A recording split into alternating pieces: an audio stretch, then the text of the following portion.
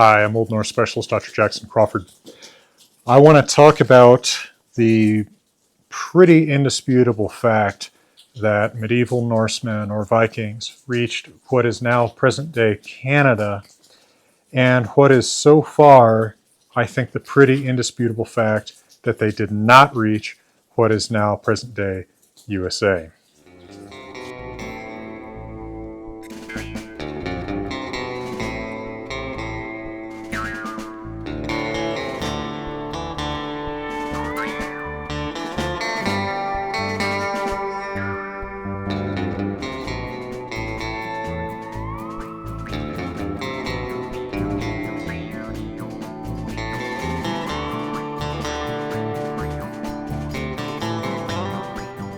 Now, let's get a few caveats out of the way here first. One is that I have no personal interest in saying that the Vikings didn't reach the USA. In fact, my personal interest would seem to argue toward me making the case for the opposite, right?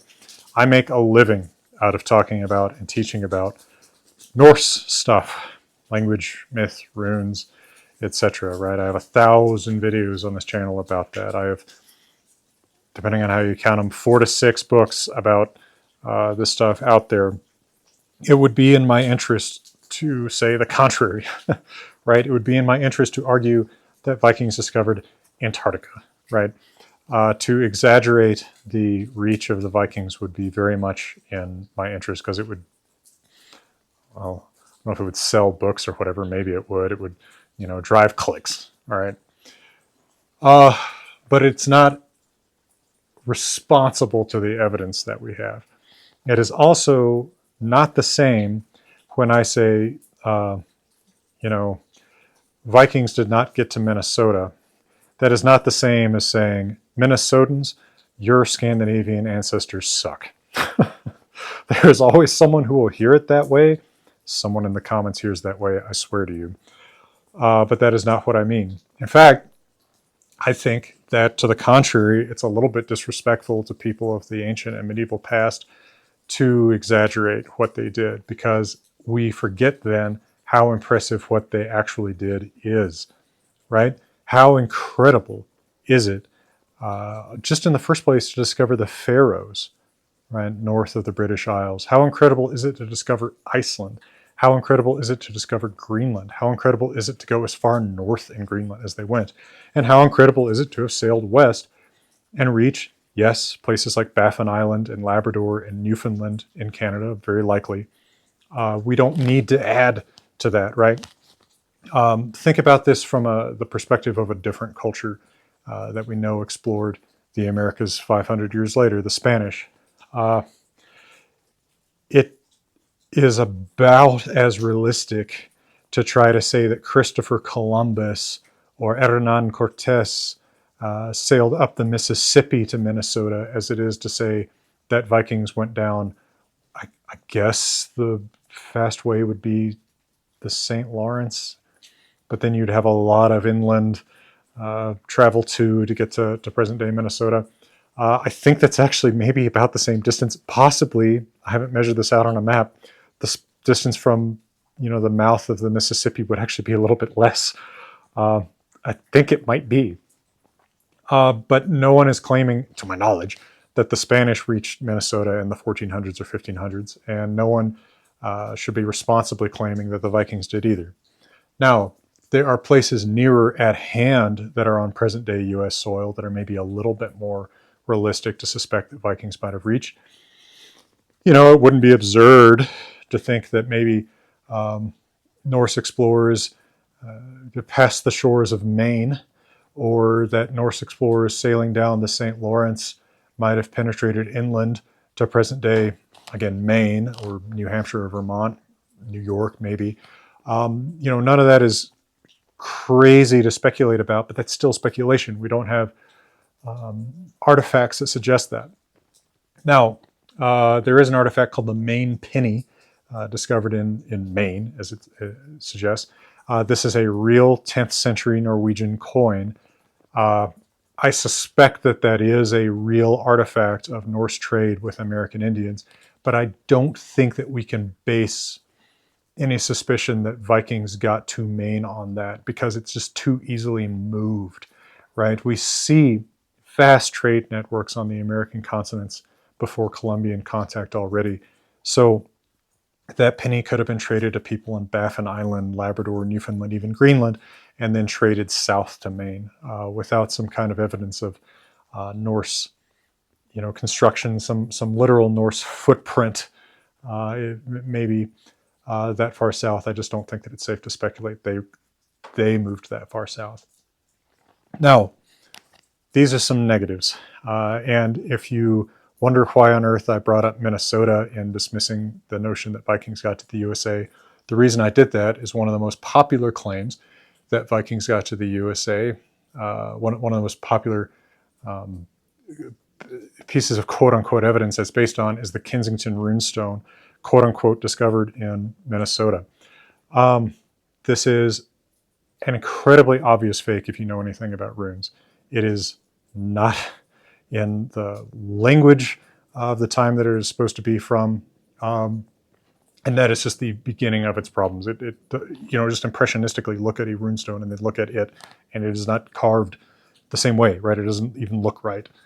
I'm not going to get into this right here. I'm going to point you to another video that I made a few years ago that I'm still happy with. It's about 45 minutes long that looks at the stone in much more detail than it needs to be looked at to prove that it is a forgery. And I know of no scholars today who think that the Kensington runestone is not a forgery.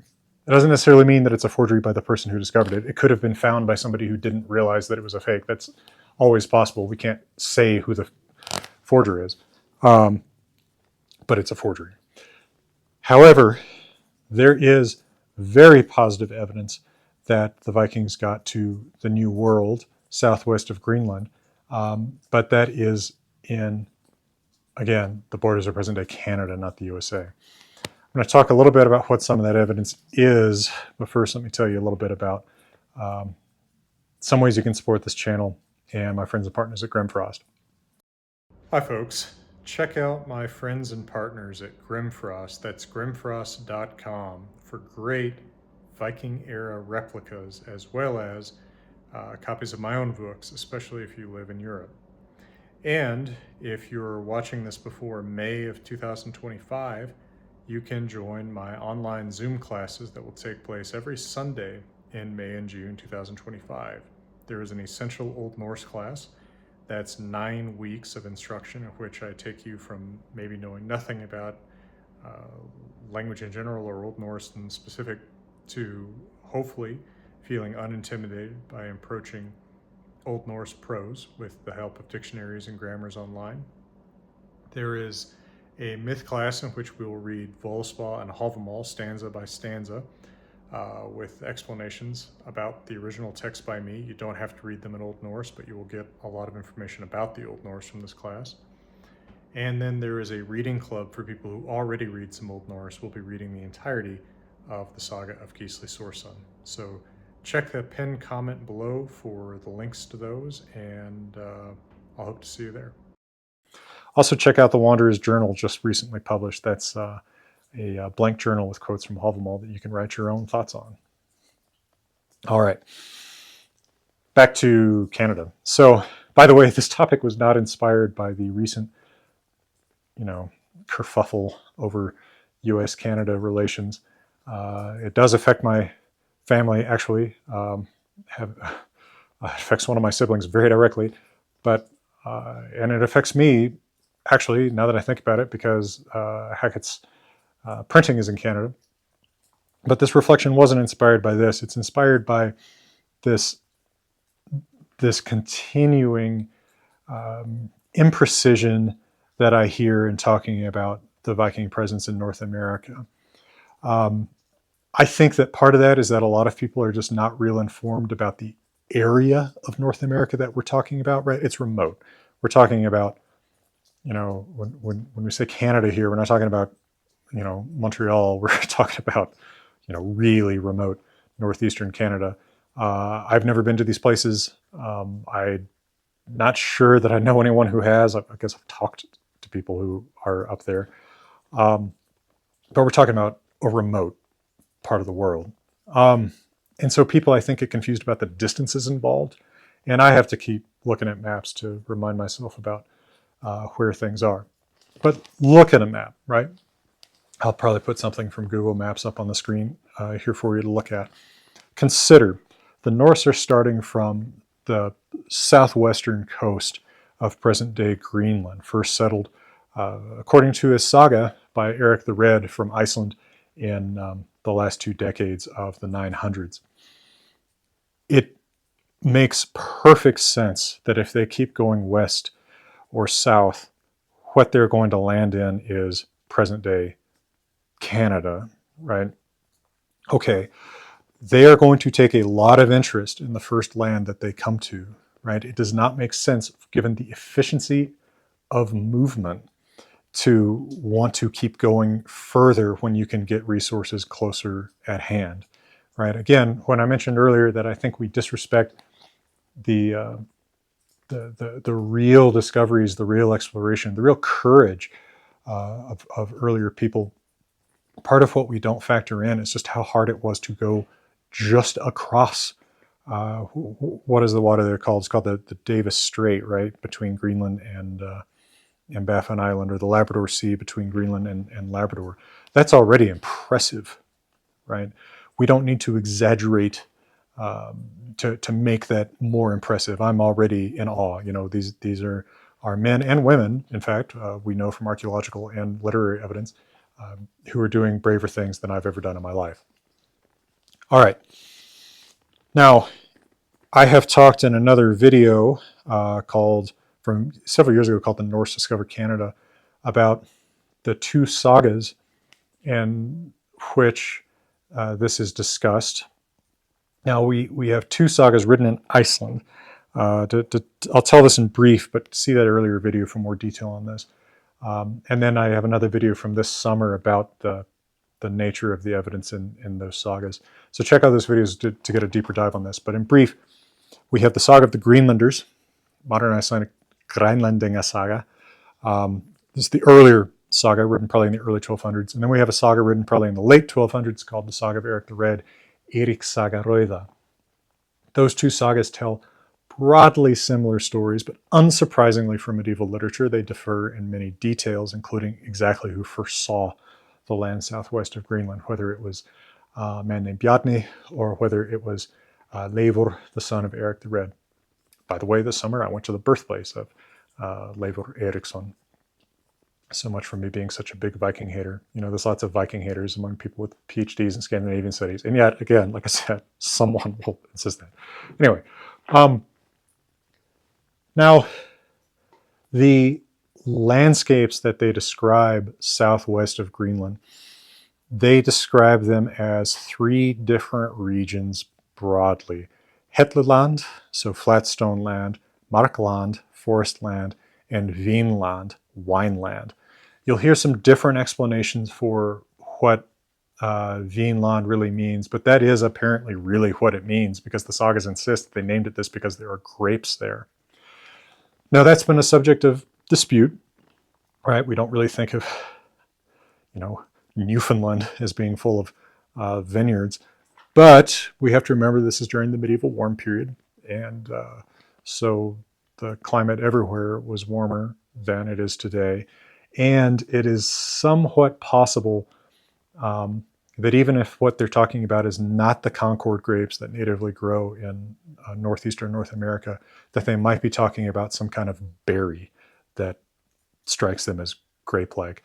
Although the saga of the Greenlanders makes a really explicit point that they are grapes, because there is a German in the ship with Leifur Eriksson in Vinland who insists, I grew up where there are grapes and these are grapes. So the saga is, you know, written a couple hundred years after these events, so who knows what's changed in the transmission of these stories between then, but they're pretty insistent that it's grapes. There's also some other places they talk about, and it's really hard. I mean, I have made many attempts over the years in reading these sagas to make maps, both mental and just, you know, me drawing out maps, because I kind of like doing that, trying to figure out where things are in relation to each other. But And the transmission of these stories from the people who actually did these explorations to the people who wrote about them a couple hundred years later in Iceland, there is a lot of confusion, and it is really hard to make a consistent map. There's a place they talk about, Stroinsfjordur, to use the modern Icelandic pronunciation, the Currents Fjord, which, you know, it's really hard to tell. They're talking about somewhere that's in Newfoundland, which seems to be Vinland, or is that somewhere further south, that's supposed to have really big tidal differences, right? And a lot of this area, right? It's the Bay of Fundy, I think, isn't it, around Nova Scotia, that has really famously high and low tides. I think that's right. Again, not really familiar with this part of the world, but it's hard to pinpoint, right? The first place they come to sailing from Greenland is Hetland, and that seems pretty identifiable with areas around Baffin Island. Markland, the forested land, seems pretty identifiable with Labrador as the second land they come to from Greenland. And then the third place makes perfect sense for that to be Newfoundland. And of course, in Newfoundland is where we have our best archaeological evidence of a Norse presence, southwest of Greenland. There is really good evidence excavated beginning in the 1960s by the Ingstads, Norwegian archaeologists, a married couple, of homes built in Norse style, full of Norse artifacts, and Norse artifacts that belong to men and women. So apparently there was actually an attempt to settle there, not just to explore, but to make a new community there. It does not appear to have succeeded, as the settlement appears to have been abandoned after a few years. But that actually lines up pretty well with the account in at least the Saga of the Greenlanders, where a group, including Leifur's sister Freydis, they try to stay there for a while. That's pretty cool. It's pretty incontrovertible that is a real Norse settlement at Lansomeadow, at the very northern tip of Newfoundland, which is kind of, again, exactly where you would expect that they would stop, right, as soon as they found somewhere that looked pretty inhabitable. I don't want to suggest that they never explored further south. Again, some of the descriptions of these high tides and this huge current fjord might point to the Gulf of St. Lawrence, Nova Scotia, areas further south than that. And it's notable that in the Saga of the Greenlanders, Bjarni Herjolfsson, who had first seen Vinland, was criticized for not being curious enough about the land and getting out and checking it out and exploring some when he passed it, right? He had to pass these places in reverse order relative to Greenland: Vinland, Markland, Helluland, go back to Greenland, tell everybody about it, and then Leifur Eriksson is the one who's supposed to have gone backwards and explored them. So surely they were curious and they kept going, and that's part of why I don't think it's ridiculous to think that they explored as far as areas on U.S. soil today. But there's no proof of that. Now, interestingly, in the early 2010s, some excavations began on Baffin Island, where some sites, including there's a place called Tanfield Valley, there's a Willows Island, where there are some, but especially the Tanfield Valley site on Baffin Island, have some Norse artifacts as well. There are, for example, examples of yarn made in the Norse way. Apparently the Dorset people of the medieval, I guess we could say medieval Nunavut, just to broadly embrace that area, didn't make yarn. There's also whalebone with drill holes. The Dorset people didn't make drills. There's a whalebone shovel that looks like the shovels that the Norse make in Greenland. There are fragments of Old World rat species pelts. So they're clearly doing stuff on Baffin Island, and that being a pretty good match for Hetland, that's not too surprising. That's also not, a huge distance from Greenland. It makes sense that they would stop to try to exploit that area. And it looks like they actually were trading quite a bit with the Dorset people there, probably trading, wood that they're bringing either from the Old World or from Markland, and trading metal to them in exchange for their pelts, which they in fact traded as far back as the Old World. But just how far south did they go? In the literary sources, those two sagas, the best evidence that they really went somewhere a good bit further south than Newfoundland, is this little section in Grænlendinga Saga. And should I read this in Icelandic pronunciation or Old Norse pronunciation? I guess I'll go Old Norse pronunciation just because it's my default, and probably I'll slip up if I don't. Hvorki skorti þar lax í ánni né í vatninu og størra lax en þeir hefði fyrr sett. Þar var svo góður landskostur að því þeim syndisk að þar mundi engi fenaður fóður þúfa og vetrum. Þar komu engi frost og vetrum og litt rennu þar gross. Meira var þar jafndugri en á Grænlandi eða Íslandi. Sól hafði þar auktarstað og dagmálastað skammdegi. So there was no shortage of salmon in the river nor in the lake, and bigger salmon than they had ever seen before.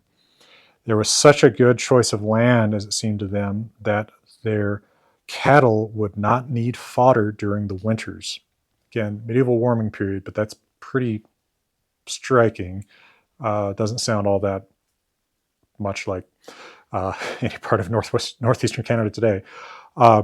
There was no frost during the winter, and the grass did not wither much. It was more even in the length of days than in Greenland or Iceland. The sun stood at, all right, their times of day are really, really imprecise, but like mid-morning and mid-afternoon-ish on the shortest day of the year. So the sun is rising, again, they're very imprecise about their descriptions of these things. The sun is rising about 9 a.m., setting about 3 p.m. on the shortest day of the year. Again, they're very, very imprecise about that, but that would roughly be true of a band that starts in Newfoundland, but then goes south toward New York. You know, it's hard to say how precise the information that's being transmitted back to people who can write this stuff down back in Iceland might be. It's hard to say how well it's preserved over the intervening couple centuries. But the amount of detail is kind of surprising. And the story, especially in the Saga of Eric the Red, gets a little bit fantastic, a little bit supernatural, right? You know, Eric the Red Saga famously includes something about Einfættingaland, the land of people with just one foot. They hop around on one foot like a pogo stick, and that's probably not historical.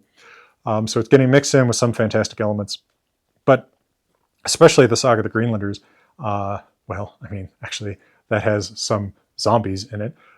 So it's not perfectly lacking in supernatural elements too, but it has fewer supernatural elements. And actually not much more supernatural elements than, say, the histories they would write about Iceland at the same time. So hard to say whether that suggests that they actually went somewhere further south, but that description of that very even day length in the very frostless winter, you know, might be a memory of exploring and staying a winter somewhere further south in L'Anse aux Meadows. I think it's possible. I haven't seen the archaeological evidence for it, but I'm open to the possibility, again, that we're going to find some archaeological evidence someday that the Norse were in, you know, Nova Scotia or somewhere in Quebec along the St. Lawrence. Would not be shocked, right? And of course, one problem with this is that the same lands that appeal to them are going to be the lands that appeal to English and French farmers. So, you know, anything any place that might have had some evidence of a short-lived Norse settlement might already be overlaid by centuries of English and French settlement, right? It might be under some town. So hard to say. Still, again, long and the short of this, it is amazing the distances that ancient and medieval people traveled on foot. Consider just the migration into and across the Americas, and by boat. Consider actually a lot of the Dorset and Inuit explorations, a lot of the Norse explorations, the Phoenician and Carthaginian explorations. It's the Polynesian explorations to Hawaii and Madagascar, right? It is incredible the distances that people will travel without motors, and it's incredible to ponder the courage that it required of them. And I think that we do them a disservice by exaggerating the distances they traveled. We also do them a disservice by not honoring the travel, the courageous travel that they did make. This is a remarkable story. It is underappreciated, even though in the last few decades, the fact that Vikings reached into the New World has become pretty well known. But I don't think that the details are well known. And the fact that we have some of their names, thanks to literary sources, is impressive, and we should, we should honor those brave souls. Well, I hope this has been reasonably informative or entertaining, or I don't know, enraging for the right kind of person who just likes to watch things for being upset. I've never really gotten that myself. I don't know. I just don't believe in.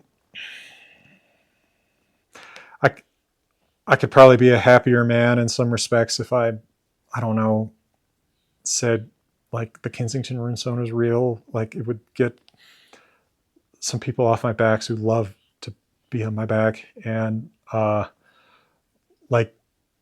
it's not. I have this ideal that scholarship should be reasonably neutral. It's part of why I don't study my own ancestry, right? I'm not Norse or Scandinavian by extraction at all. I think we appreciate that you can learn cool things about your own ancestors, but I think that you can't ever quite be neutral about them. And there's not a lot of neutrality sometimes in the debate about things like the Kensington runestone, which I can quite neutrally say, because I didn't care whether it was real or not, it's not real. But there is a lot of real evidence for Norse presence elsewhere in North America, just in more realistic, closer to Greenland places. All right. Thanks, folks. And from beautiful Colorado, please know that I am wishing you all the best.